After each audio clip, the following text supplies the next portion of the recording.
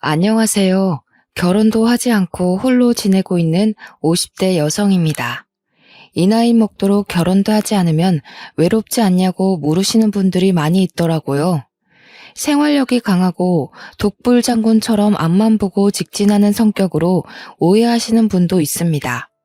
그런데 저는 어릴 때부터 연약하고 마음이 여렸습니다.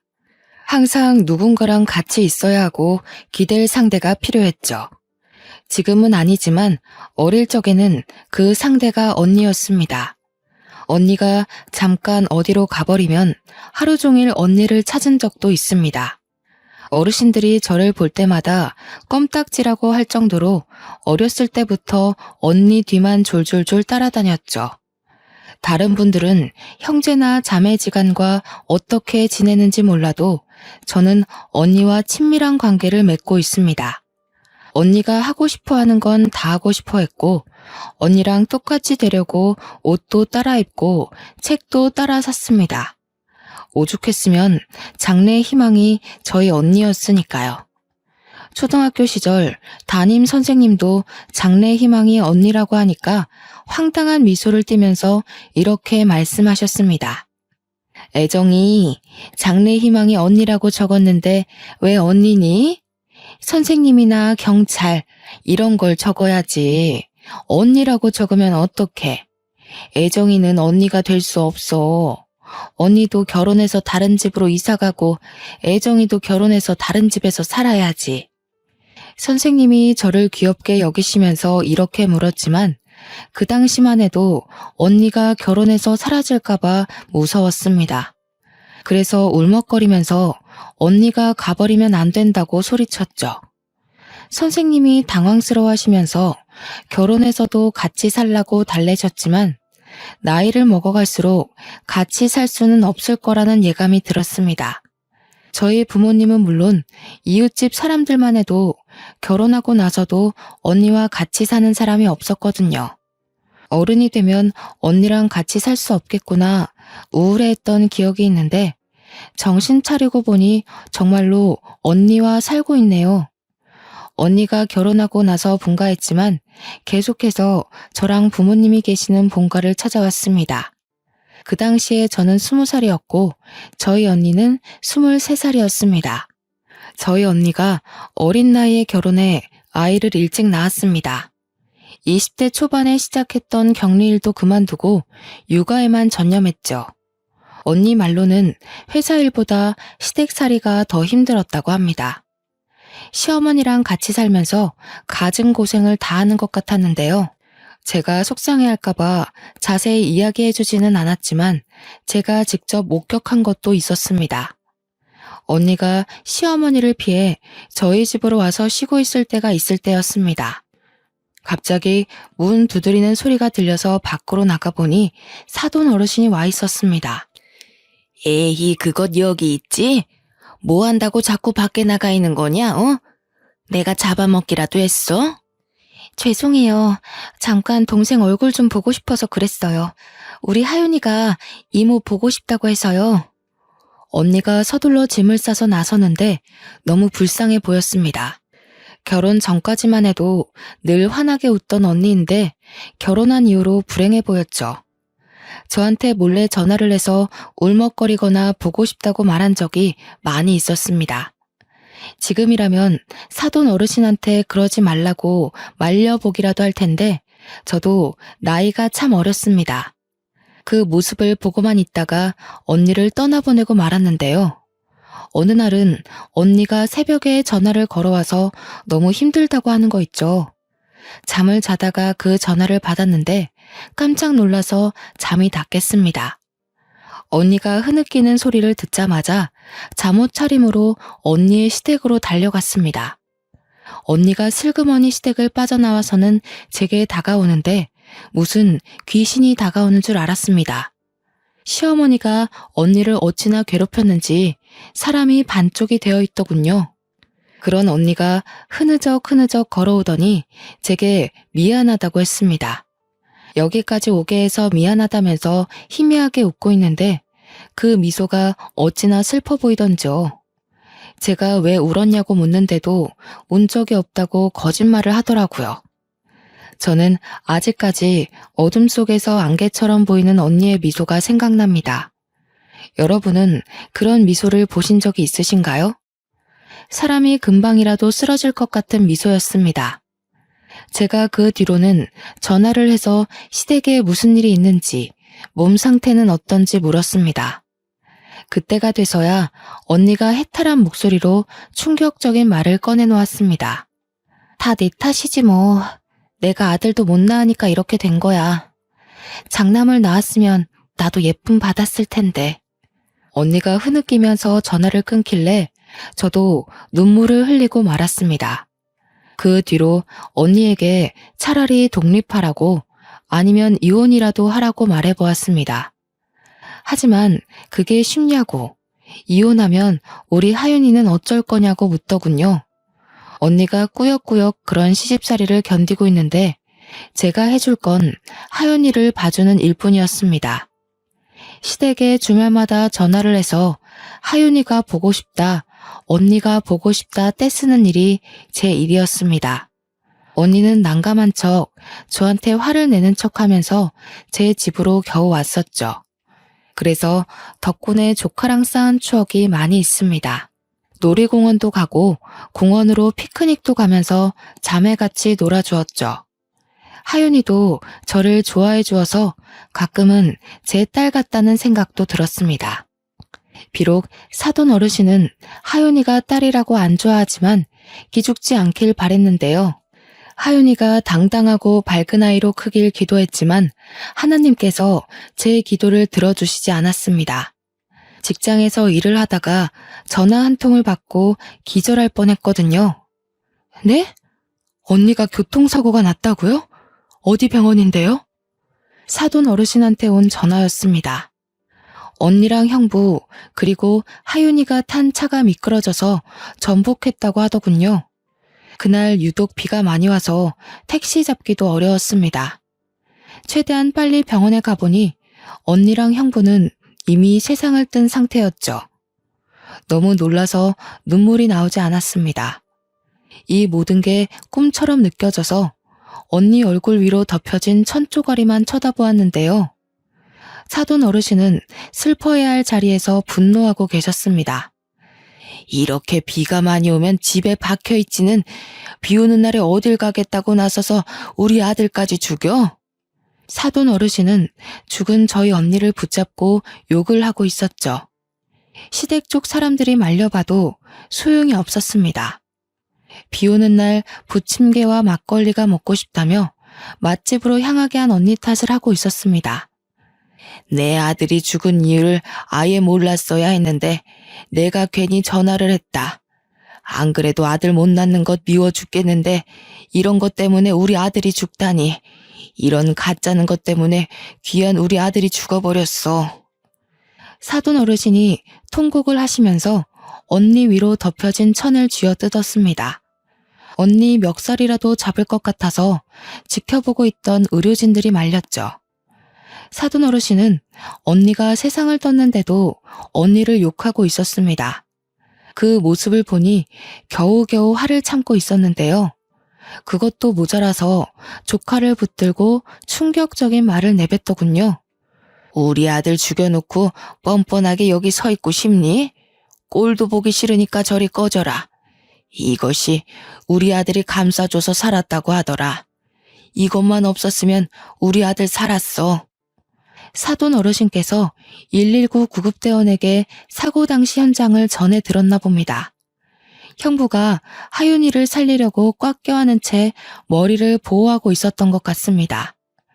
조카 때문에 아들이 죽었는데 제가 조카 편을 들었다고 제 머리카락을 붙잡으면서 소리를 지르면서 할 수 있는 욕은 다 하시더군요. 너도 똑같아. 아들도 하나 못 낳는 것이랑 핏줄이 똑같으니 멍청하게 나불대는 것이겠지. 이 못된 버르장머리를 당장 고쳐놔 줄 테니까 오늘 너 죽고 나 죽자. 제가 아파서 주저앉으니 이번엔 할머니의 손길이 조카에게 뻗쳤습니다. 조카의 옷깃을 마구잡이로 붙잡더니 호통을 치시는 거 있죠? 이런 요망한 것, 네가 내 아들을 죽였어. 이런 것하고 나는 같이 못 살아. 꼴도 보기 싫으니까 당장 내보내라. 기적적으로 살아난 아이를 치료도 받지 못하게 하고 멱살 잡다시피 협박을 하고 있었습니다. 여기서 제 조카가 보인 반응이 더 슬펐습니다. 사시나무 떨듯 떨며 바닥에 풀썩 주저앉더라고요. 애가 어찌나 놀랐는지 울지도 못하고 속으로 눈물을 삼키고 있었죠. 저는 그런 하윤이를 감싸 안은 채 사돈 어르신과 떨어뜨려 놓았습니다. 그만하세요. 진정하시라고요. 갑자기 난 사고 때문에 많이 놀라신 것 같은데 일단 집으로 돌아가세요. 저희가 장례 절차 밟도록 하겠습니다. 네가 뭔데 이래라 저래라야? 이제 남이나 다름없는 것이 어디 눈을 부라리고 있어? 우리 아들 장례는 내가 할 거다. 신경 쓰지 말고 그 모자란 것 때리고 가버려라. 제가 진정하라고 중재하는데도 사돈 어르신이 오히려 저를 밀치며 호통을 치셨습니다. 조카에게 고아원에 보내버릴 거라는 말까지 해서 저는 얼른 하윤이의 두 귀를 막아버렸죠. 그리고 하윤이에게 다정하게 속삭이며 오늘 있었던 일은 모두 다 잊어버리라고 했습니다. 하윤아, 할머니가 진심으로 하는 말 아니야. 그러니까 마음에 담아두지 마. 차라리 다 잊어버리자. 이모도 잊고 싶으니까 다 잊으려고 해. 그러니까 하윤이도 악몽을 꿨다고 생각하자. 하윤이한테 이렇게 말하고 다른 병원으로 데려가 머리 상처를 꿰매고 찰과상과 인대가 늘어난 부분을 치료하였습니다. 형부가 자식을 정말로 아끼고 사랑했던 것만큼 하윤이를 처절하게 껴안고 있었나 봅니다. 차가 전복했는데도 하윤이는 5주 만에 퇴원하였습니다. 저희 조카가 이렇게 회복하는 사이 언니와 형부는 같은 장례식장에서 상을 치르지도 못했습니다. 사돈 어르신의 뜻대로 형부 장례식장과 멀리 떨어진 곳에서 상을 치러야 했는데요. 형부 장례식장과 언니 장례식장을 왔다 갔다 하면서 정신없이 지내던 와중이었습니다. 갑자기 전화가 와서 받아보니 청천벽력 같은 소식이 들려왔습니다. 뭐라고요? 하윤이를 고아원에 보냈다고요? 엄마한테 전화가 와서 받아보니 사돈 어르신이 기어코 하윤이를 고아원에 보내버렸다고 하더라고요. 엄마도 이제 알았다며 어쩌면 좋냐고 하길래 서둘러 하윤이가 있다는 고아원에 가보았습니다. 구석에서 외롭게 앉아있는 하윤이를 보고 눈물을 터뜨리고 말았죠. 언니가 죽었을 때보다 더 서럽게 울었던 것 같아요. 그때 사돈 어르신이 인간만도 못하다고 느꼈습니다. 사돈 어르신 말대로 이제 가족도 아니니 저도 예의를 차리지 않으려고요. 그렇게 굳게 다짐하고 하윤이를 데려왔습니다. 그리고 제 밑으로 호적을 올려서 키우기로 했죠. 하윤이를 키우게 된 지 5년이란 시간이 흘렀습니다. 이제 결혼할 나이가 훌쩍 지나서 선자리를 보러 다니게 되었는데요. 공무원부터 경찰, 선생님, 잘 나가는 사업가까지 좋은 직업을 가진 남자들을 많이 만나보았습니다. 하지만 잘 되려고 하면 이상하게 연락이 끊기고 흐지부지 되더군요. 저한테 문제가 있는 건 아닐까 고민하던 찰나 호텔에서 일하는 요리사를 만나게 되었습니다. 정말 괜찮은 사람이었죠. 그 남자가 저한테 하윤이에 대해 묻기 전까지요. 애정씨가 집에 일찍 가야 한다고 하시던데 따로 이유가 있으신가요? 자녀가 있는 것도 아니고 통금 있는 사람처럼 6시 전에 가시는 게 궁금해서요. 우리 조카랑 같이 살고 있는데 조카 밥을 챙겨줘야 해서요. 사실 사정이 있어서 조카를 입양해서 키우고 있거든요. 순간 어색한 기운이 감돌아서 아차 싶었습니다. 그동안 남자들에게 연락이 오지 않은 이유도 알겠더군요. 바로 조카의 존재를 알게 된 순간 연락이 점차 뜸해졌던 것 같습니다. 그걸 이제야 알았다니. 조금은 한심한 기분이 들어서 일찍 자리를 파했습니다. 저를 피하시는 남자분들 마음도 이해가 되었습니다. 저도 이제 막 알아가는 남자한테서 결혼은 안 했지만 애가 있다는 소리를 들으면 기피할 것 같았거든요. 집으로 돌아가 하윤이의 식사를 챙겨주고 있는데 갑자기 전화가 왔습니다. 무심코 받아보니 요리사랑 연결해준 이모였습니다. 이모가 왜 벌써 헤어졌냐고 물으니 제가 그렇게 됐다고 얼버무렸죠. 그런데 요리사한테서 이유를 전해 들었나 봅니다. 제가 얼버무리기 무섭게 버럭 소리를 지르더라고요. 걔는 땡땡 호텔 요리사면 다니? 사람이 사정이 있어서 조카 입양해서 키울 수도 있지 어떻게 그래? 그렇게 잘났어? 사람이 장점만 있을 수 없잖아. 천천히 두고 봐야지. 어쩜 집에 가자니까 그냥 오케이 해버려?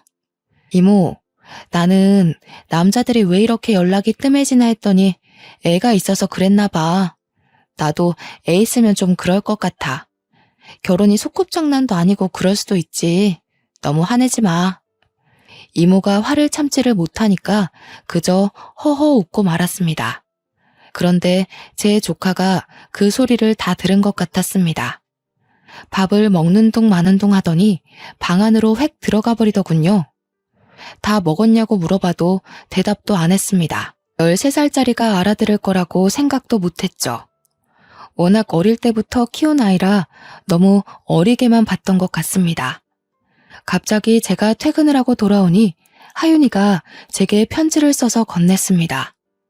기특한 마음에 얼른 편지를 읽어봤는데 편지의 내용은 충격적이었습니다. 자기는 괜찮으니 고아원에 들어가겠다고 하는 거 있죠? 자기가 고아원에 들어가면 제가 좋은 남자를 만나서 결혼할 수 있을 거라고 했습니다. 그 편지를 읽는 순간 눈물이 고였지만 조카에게 그런 말 하는 거 아니라고 혼을 내버렸습니다.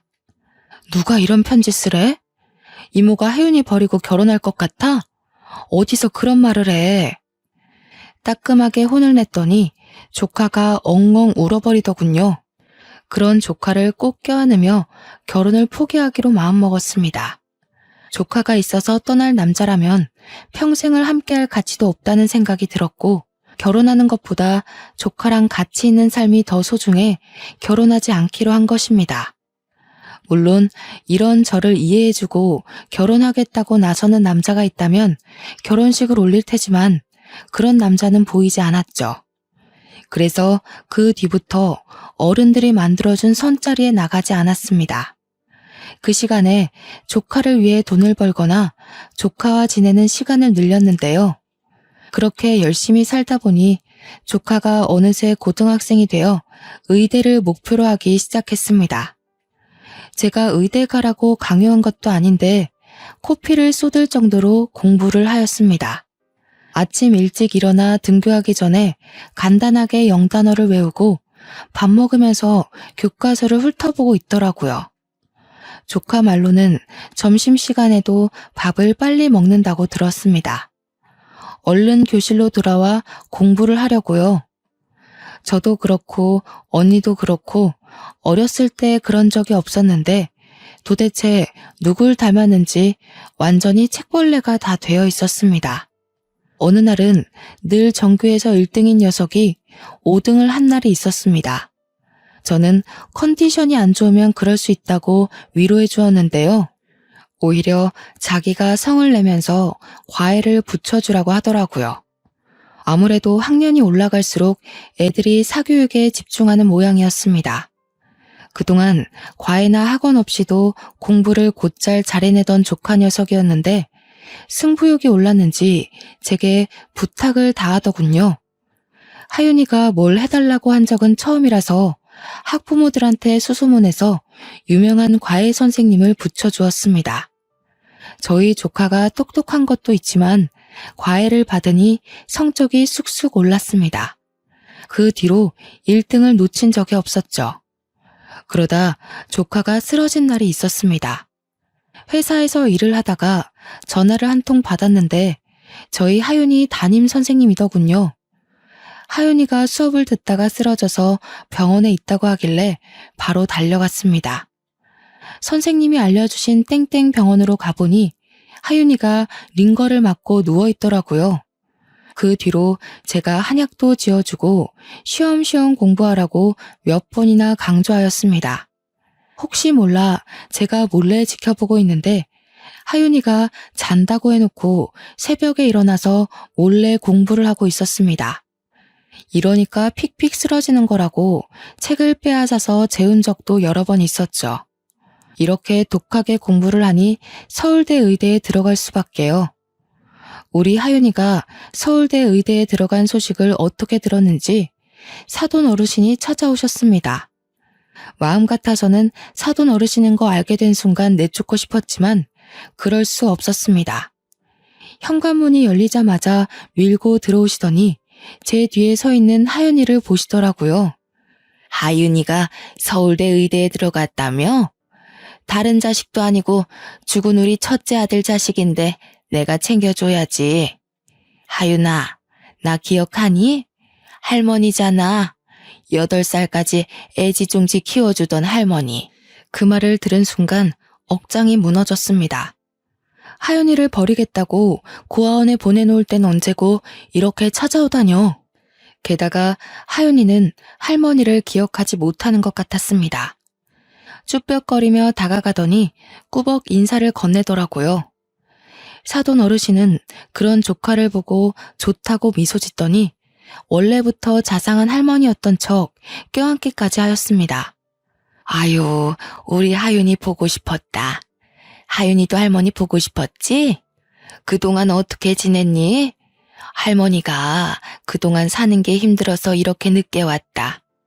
이번에 의대에 들어갔다며? 할머니가 다 지원해 줄 테니까 독립하고 싶으면 말해라. 등록금이랑 생활비도 대줄게. 사돈 어르신이 조카에게 핸드폰을 달라고 하더니 연락처를 입력해 놓았습니다. 아무것도 모르는 조카 녀석은 그저 좋아라 하더군요.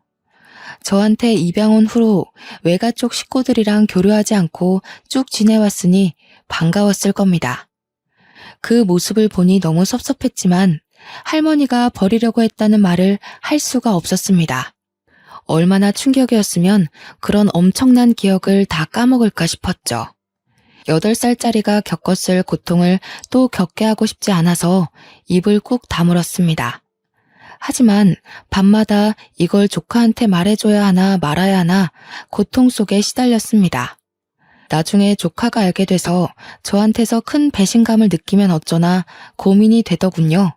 저 혼자 고민 속에 갇혀서 끙끙 앓고 있으니 시간이 흘러 조카가 기숙사에 들어가는 날이 되었습니다. 간단하게 짐을 싣고 학교 기숙사 쪽으로 가려고 했는데요.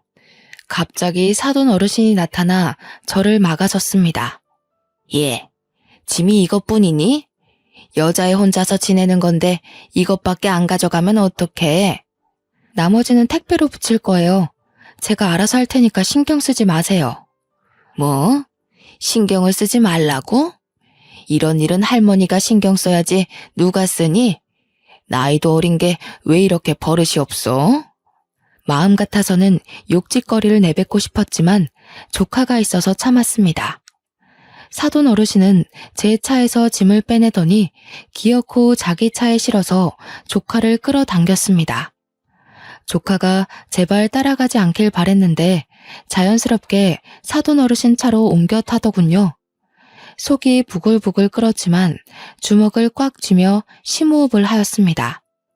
제 차로 조카를 따라가 학교 캠퍼스는 어떤지 기숙사 환경은 어떤지 자세히 뜯어보았습니다. 하지만 조카는 할머니 곁만 졸졸 따라다니며 위주알고주알 이야기하고 있었죠. 결혼까지 포기하고 키워낸 귀한 조카가 할머니 자격도 안 되는 늙은 여자에게 저러니 억울했습니다. 남몰래 눈물까지 닦아내며 그 수모를 참아냈는데요. 수모는 거기서 끝난 것이 아니었습니다. 하도 조카에게서 연락이 오지 않아서 오랜만에 전화를 해보았습니다. 그런데 조카가 받지 않더군요. 그런 날이 수도 없이 지난 뒤에야 걱정이 돼서 학교까지 찾아가려고 했습니다. 사돈 어르신이 어떻게 알았는지 갑자기 저한테 전화를 해서는 이런 소리를 짓거리더라고요.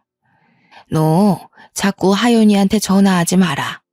네가 자꾸 전화해서 공부에 방해된다고 하더라.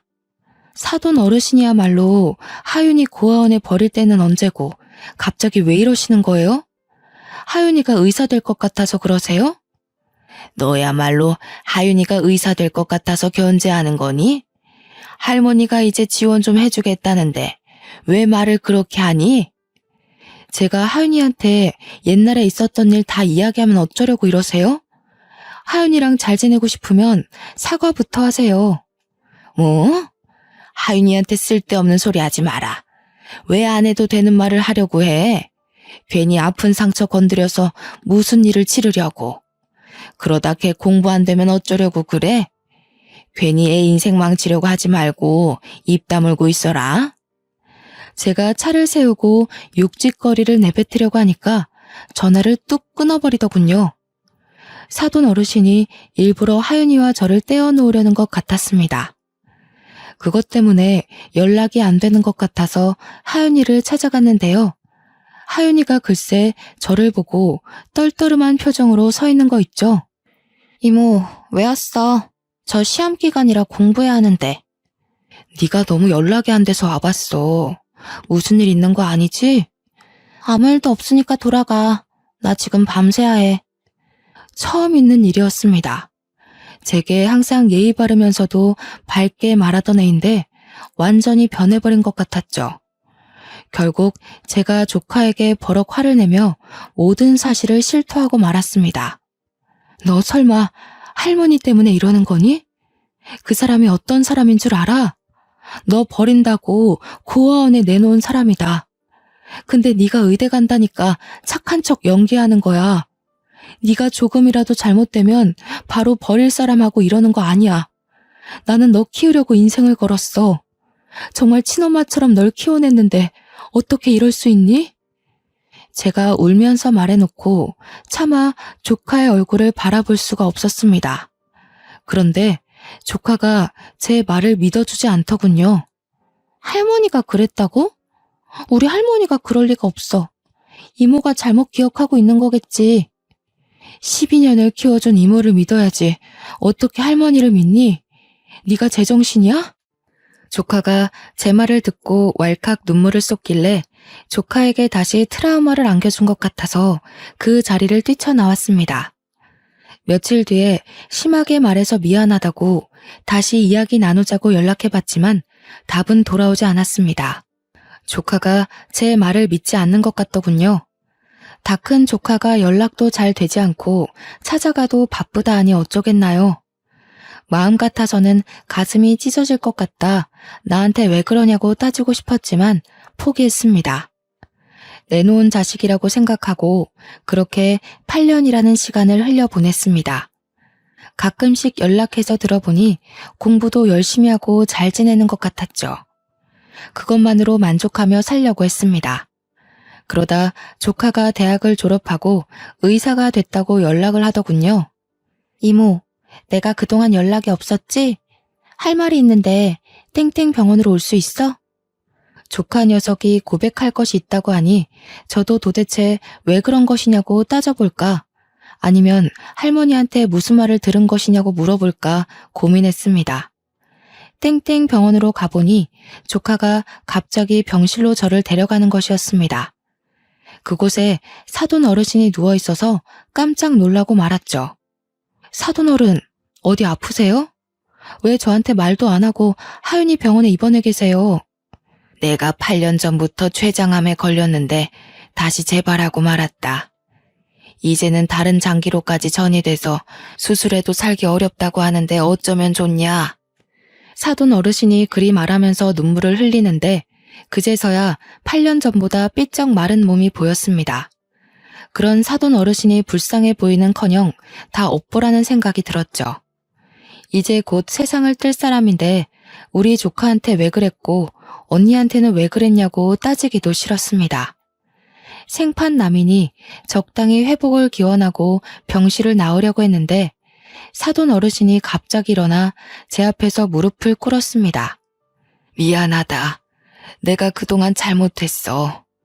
네 언니한테 모질게 대한 것도 잘못했고 내 손녀 버리고 너한테 떠맡긴 것도 잘못했다. 내 욕심 때문에 갑자기 나타나서 가족 행세한 것도 미안해. 네? 갑자기 그게 무슨 소리세요? 내 사과 좀 받아주라. 그래야 내가 수술을 할 수 있어. 나 하루라도 더 살고 싶다. 하윤이가 잘 아는 교수님이 계시는데 그 교수가 췌장암 수술을 제일 잘한다고 하더라. 대한민국 1등이래. 그 교수가 수술해주면 나 살 수도 있다는데 나 한 번만 살려주면 안 되겠니?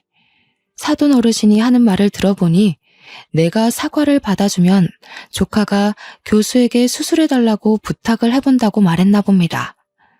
두 손을 싹싹 빌며 제 다리에 살려달라고 매달리는데 어처구니가 없더군요. 그래서 서둘러 사돈 어르신을 떼어놓고 단호하게 말하였습니다. 내가 왜 사과를 받아야 하죠? 우리 하윤이 버릴 때는 언제고 갑자기 나타난 거 보니까 췌장암 때문에 그러셨네요. 췌장암 진단받고 겁먹어서 찾아오신 건가요? 나중에 우리 하윤이 써먹을 때 있을까봐 그러신 거냐고요. 췌장암이 낫기가 그리 힘들다고 하더라. 재발이 잘 된대. 수술은 성공했는데 의사한테 그런 소리를 들으니 밤잠을 잘 수가 있어야지. 그런데 하윤이가 의대에 합격했다는 소식을 듣고 눈이 돌아버렸다. 가족끼리 이러면 안 되는데 내 이익만 챙기려고 했어. 내가 이렇게 반성할 테니까 한 번만 봐주면 안 되겠니? 사돈 어르신께서 모든 사실을 실토하고 인정하셨습니다. 조카에게 의도적으로 접근하고 저와의 연락수단을 모두 다 끊어놓은 거죠. 계속해서 조카를 감시하며 저와 연락을 하고 있는지 만나고는 있는지 감시한 것 같았습니다. 이 사실을 하윤이에게 다시 한번 확인하면서 충격적인 사실도 전해 들었습니다. 이모, 사실 나 다 기억하고 있었어. 할머니가 나 고아원에 보냈던 것도, 이모가 나 다시 데리고 간 것도. 그런데 할머니가 다시 나타난 순간 무슨 꿍꿍이가 있을 거라는 생각이 들었거든. 할머니 집에도 놀러가고 같이 연락하면서 할머니가 췌장암에 걸렸다는 사실을 알게 되었어. 아무리 할머니가 미워도 그러면 안 되는데 꼭 복수해주고 싶은 마음에 여기까지 오게 된 것 같아. 그런다고 이모 연락을 무시해? 내가 얼마나 속상했는지 아니? 너한테 잘못한 게 있나 몇 번이나 생각했다. 너도 내가 보낸 문자 봤지? 그 문자들 보면 네 할머니가 무슨 말로 널 꼬셨나 불안했는지 알 거다. 그 문자들을 보고도 어떻게 연락 한 번 안 할 수 있니? 복수의 눈이 멀었어. 그래서는 안 되는데 밤마다 꿈에서 엄마가 나와. 그리고 할머니가 고아원에 버리고 가는 꿈을 꿔서 어쩔 수 없었어. 내가 코피 흘릴 정도로 공부 열심히 한 것도 할머니 생각에 분해서 그랬던 거야. 조카가 울먹거리면서 저명한 의사가 되어 아픈 할머니를 배신하는 꿈을 꾸고 있었다고 말하였습니다. 제가 연락 문제로 서운해하거나 저랑 멀어질 때마다 할머니의 몸이 약해져서 양로원에 입원시키는 상상을 했다고 해요. 복수를 다하면 다시 저를 찾아와 모든 사실을 털어놓으려고 했다고 합니다. 그 말을 듣는 순간 울분에 차 조카의 등을 내려치면서 소리쳤습니다. 아이고 이거사, 네 인생 망칠 수도 있는 짓을 왜 해? 그러다 의사 면허라도 박탈당하면 어쩌려고 그러냐고. 그럴 가치도 없는 인간이야. 이 인간이 아프든 말든 신경 쓰지 마. 제가 얼른 여기서 나가자고, 저 인간하고는 전혀 상관없는 사이로 지내자고 말하자 사돈 어르신이 제 발에 매달렸습니다. 아가, 이러지 말고 나 좀 받아오. 어차피 옛날 일 아니냐. 엄청 오래된 일인데 이제 가슴 한켠에 묻어두고 나 좀 살려다오. 응? 내가 이 은혜 꼭 갚을게. 지금 가슴 한켠에 묻어두라고요? 언니한테 한 일을 생각하세요. 언니 죽을 때까지 괴롭히고 못살게 군 것도 모자라 우리 하윤이 버렸잖아요. 그걸 어떻게 용서하라고 그러세요? 그럼 내가 어떻게 해야 용서할 거니? 이렇게 엎드려 빌까? 사돈 어르신이 부들부들 떨며 애처롭게 바라보길래 마음이 차분해졌습니다. 누가 제 머릿속에 찬물을 끼얹은 듯 분노가 사그라들고 이 비굴한 인간을 어떻게 해야 할지 생각하다 입을 열었습니다.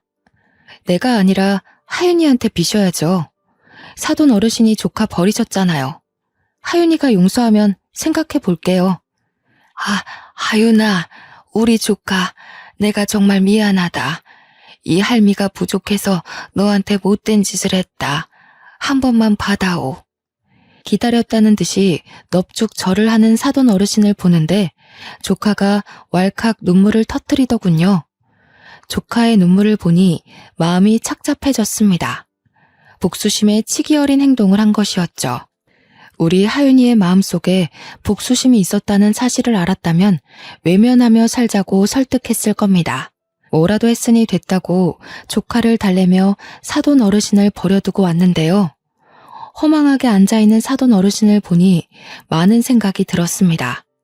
인생을 어떻게 살아왔는지 가족들도 안 와보고 계속 혼자서 병실 생활을 해온 것 같았습니다. 그래도 언니의 시어머니이니 어떻게 사나 조카에게도 물어보고 슬쩍 병실 안을 내다본 적도 있습니다. 살아있는 모습을 보고 목숨 한번 즐기다 생각하다가도 인성이 나빠 고독하게 떠날 인간이겠거니 생각하고 있을 무렵이었습니다. 저한테 편지 한 통이 와서 열어보았는데요. 무려 5장 분량의 편지였습니다. 촘촘한 글씨로 자기가 얼마나 멍청하고 이기적인 인생을 살아왔는지에 대한 푸념과 사과글이 적혀 있더군요. 저는 그 편지를 들고 사돈 어르신이 있는 병실에 찾아갔습니다. 편지를 왜 보냈냐고 따질까 아니면 비아냥거릴까 고민하다가 한마디 하였습니다. 사돈 어르신, 사람 목숨이 달린 일이니 제가 하윤이한테 교수님께 부탁해보라고 말해볼게요. 사돈 어르신이 그 말을 들은 순간 정말 고맙다고 몇 번이나 고개를 숙였습니다. 다른 사람이 들으면 왜 그랬냐고 남이니까 안 보면 되는 사이 아니냐고 따질지도 모릅니다. 하지만 그래야 제 마음이 편하니까요. 사돈 어르신이 죽었다는 소식을 들으면 제가 사돈 어르신이랑 다를 게 뭐가 있나 싶었습니다. 그 편지글이 마음을 흔들었다기보다는 조카 인생에 흠집을 남기기 싫었습니다. 그래서 조카한테 관용을 베풀고 포용하자며 교수님께 말씀드리라고 말해보았죠. 당연히 제 조카는 제 말을 받아들이지 못했습니다. 내가 왜 그래야 하는데? 내가 못해준다고 그냥 다른 병원으로 가라고 할 거야. 네가 살면서 범죄자도 치료해줘야 하고 네 할머니보다 인성이 나쁜 사람을 고쳐줘야 할 텐데 그럴 때마다 외면하고 다른 병원으로 보낼 거니? 제가 그리 말하니 조카가 한참을 생각해보는 눈치더군요. 잠시 뒤에는 제 말대로 하겠다며 췌장암 수술을 잘한다는 교수님께 연락해보는 것 같았습니다. 다행히 교수님께서 수술을 해주신다고 하셔서 사돈 어르신께서 수술을 받으셨는데요. 지금은 많이 회복하셔서 웬 보자기를 들고 저희 집을 찾아오셨습니다. 귀해 보이는 보자기 안에는 손수 만든 반찬들이 들어있었습니다. 정말 고맙다고 반찬을 싸들고 왔는데 마음이 싱숭생숭하였습니다. 인생은 오래 살고도 볼 일이네요. 조카도 이 모습을 보고 많이 놀랐는지 놀란 토끼 눈이 되어 있었습니다. 사돈 어르신이 조카가 좋아하는 떡을 직접 쪄왔다며 꺼내서 건네는데 정말 애처롭게 보이더군요. 이거 내가 우리 하윤이 생각해서 찐 거다. 우리 하윤이 백설기 좋아하잖아. 포슬포슬하니 정말 맛있다. 한 입 먹어봐라. 하윤이가 먹지 않으니 슬그머니 손을 내리며 멋쩍게 웃어 보였습니다. 역시 내가 준 거라서 좀 그렇지? 그래도 버리면 아까우니까 나 가면 먹어라. 그날은 그렇게 가버리더니 다음 날에도 찾아와서 반찬을 건네주셨습니다. 반찬만 만들어주신 것이 아닙니다. 어느 날 오신다는 전화를 하길래 무슨 일인가 했더니 집안 청소를 해주겠다는 거 있죠? 이제 슬슬 계절도 바뀌었으니 옷 정리도 하고 대청소도 할 때 되지 않았니? 내가 거들어주마. 아니다. 내가 다 할 테니 너는 나가 있어라. 제가 하지 말라고 말려봐도 사돈 어르신께서 걸레질을 하고 청소기를 밀기 시작했습니다. 이런 날이 한두 번이 아니었죠. 어느 날은 갑자기 오셔서 이불 빨래를 해놓고 가셨고 다리미질만 1시간을 하고 가신 적도 있습니다. 얼마 전에는 커튼이 더럽다면서 죄다 빨아놓고 가셨는데요.